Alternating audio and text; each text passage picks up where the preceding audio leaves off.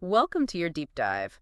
Today, we're really going to the cutting edge, like the absolute bleeding edge of science. So it's going to be a wild ride. Yeah. We're talking quantum computers, right? But not just the theoretical stuff. This is about using them to solve real-world mysteries and huge G ones in particle physics. And when we say huge, we mean it. We're talking about data from the Large Hadron Collider. The LHC, yeah, that giant atom smasher everyone's heard of. So what kind of mysteries can this thing and quantum computers help us solve? Well, one of the biggest is about these particles called top quarks. They're super rare, like finding a needle in a haystack, but they're key to understanding how the universe works at its most fundamental level. Okay, a needle in a haystack, I like that. So how do we even begin to find these top quarks in all that data? That's where tensor networks come in. They're like visual maps helping us see complex relationships in data. Imagine like a social network, but with millions of connections. Tensor networks help make sense of it all. Right, but we're talking quantum computers here, so these can't be your average tensor networks, right? You got it. There are two types. Classical, which are limited by, well, classical physics, and then there are quantum tensor networks. Think of it this way. Imagine you can only connect dots with straight lines. That's classical.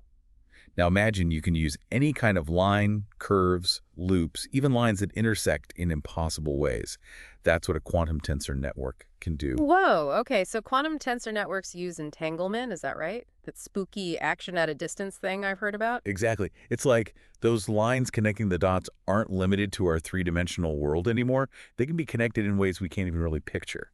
And that's where the real power comes in. So it's like quantum tensor networks can tap into a whole other dimension of information, and that gives them an advantage when analyzing that mountain of LHC data. That's a great way to put it. And when it comes to finding those elusive top quarks, that advantage is a game changer. Okay, I am officially intrigued. So we've got our data, we've got our quantum-powered tensor networks. What happens when they go head-to-head? What did the researchers actually find? Well, let's just say the results were pretty impressive. They found that when they were looking for these top quarks in the LHC data, the quantum tensor networks, they really outperformed the classical ones. Okay, outperform how? Like, did they find them faster or what? It's all about efficiency. So you see any model, whether it's classical or quantum, they all use these things called parameters. Think of them like tuning knobs. Okay, got it. Tuning knobs. And these tuning knobs, they let you fine-tune how the model processes information. What they found is that the quantum tensor networks needed way fewer of these knobs to get the same or even better accuracy than the classical ones. So it's like they can cut through all that noise and find what they're looking for with much more precision. Exactly. And that's where this idea of effective dimension comes in. Okay, hold on. Can we define effective dimension first? I have a feeling that's important. Oh, absolutely. Effective dimension basically means how much real, useful information a network can get from a data set. Imagine two people reading the same book. One person might come away with like a way deeper understanding, right? Even though it's the same information. That difference, that's kind of like effective dimension.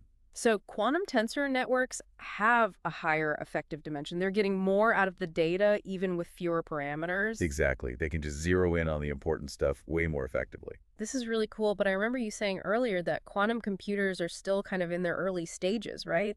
So I can't imagine it's easy for them to handle all that data from the LHC, even with this quantum advantage. Yeah, that's the catch. They have so much potential, but they do still have limitations. Yeah. Right now, they just can't handle the huge amount of raw data the LHC produces. Imagine like you have this awesome race car. Okay, I'm picturing it. It's top of the line, but you can only run it on a go-kart track. So the track itself is holding it back. So it's like we need to find a bigger track, or at least a way to get our quantum race car up to speed. How did they solve this? Well, what they did is actually really clever and kind of simple.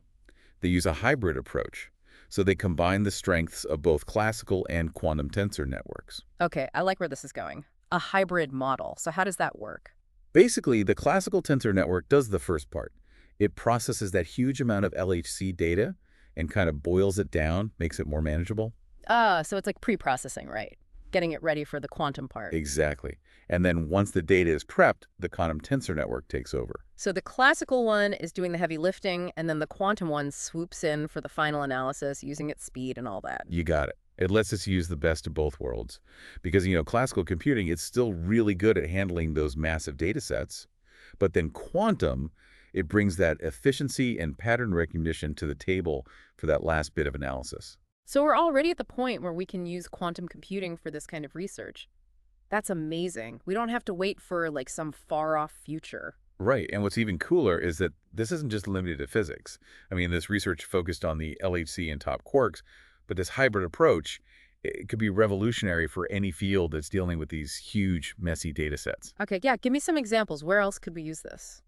Well, take medicine, for example. Yeah. There's so much data being generated now, right? Medical imaging, genetic sequencing, clinical trials. It's overwhelming. Yeah, I can imagine. And finding anything useful in that must be incredibly difficult. Exactly. It's like trying to find a needle in a haystack, but a million times harder. But with this hybrid approach, we might be able to pinpoint the earliest signs of disease or personalize treatments based on someone's genes or even speed up drug discovery. It's pretty incredible. Wow, that's huge. What about other fields, though? Finance is another big one. Financial markets generate so much data, it's insane.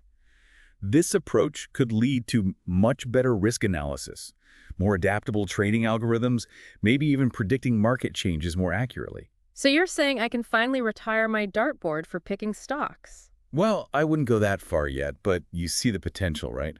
This is about more than just doing things faster. It's about unlocking insights that we couldn't even imagine before. It really feels like we're on the verge of something truly groundbreaking. And the most exciting part is we're just getting started with quantum computing. Who knows what we'll be able to do in the future? Absolutely, and that's what makes this research so fascinating. It's not just about finding those top quarks, though that is really cool. It's about these new tools and techniques that will have a huge impact on science and tech for years to come. So, for everyone listening, remember, quantum computing isn't just some sci-fi fantasy anymore. It's here, it's doing real work, and it has the potential to completely change the world as we know it. And that's a future I'm really excited to see unfold. Me too. A huge thank you to you for joining us on this deep dive into the incredible world of quantum computing and physics. And to everyone listening, keep asking questions, keep exploring, and we'll catch you next time on the deep dive.